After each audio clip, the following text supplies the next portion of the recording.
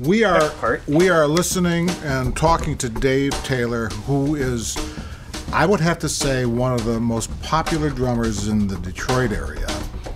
And you would be what I would term as a utilitarian, in that you can play just about any percussive instrument, including for classical, including for jazz, including for country, including for, well, the list goes on and on and on. I mean, it never stops.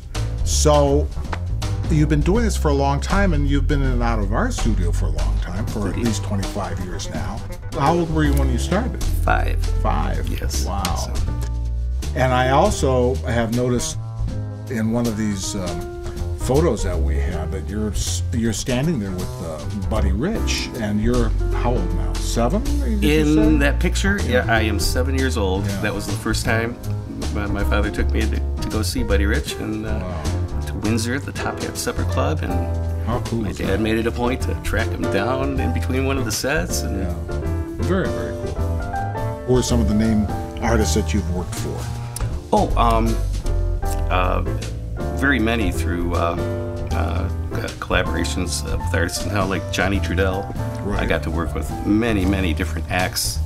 You mentioned the 3 tenors. That was definitely a memorable one. We did the 3 tenors. It was Pavarotti, Carreras, and Domingo. Who would you say now, through these periods of time, has inspired Dave Taylor with drumming?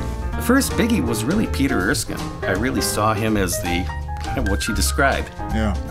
You got to be able to kind of do everything and do it right so that everybody's happy. Yeah. And that was, you know, his philosophy was just so about consistency and being solid. And then, of course, he has the artistic side, but I really latched onto that, so tried to gobble up everything that he played on. Right.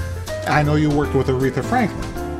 Fortunately, many times, of course, from her being here, and but one gig in particular, it makes me laugh every time I think about it, because was just kind of hanging out, and sometimes Aretha rehearsals will start late, and so we're all just kind of hanging out, and I'm seeing this guy walk around with a stick bag, and I went over to Larry Petangelo, my friend, who was playing congas and stuff with Aretha. Yeah, wonderful. I studied with Larry too for a little bit. And I went, Larry, that looks like Steve Jordan. He goes, it's because it is Steve Jordan. Wow. You have done for us ESPN, college football, all the music that's on the air.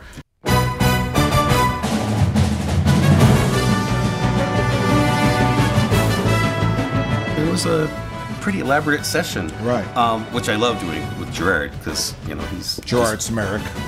Just a wonderful engineer, and he's just for percussion and sounds. And a great producer, yeah. Indeed. Yeah.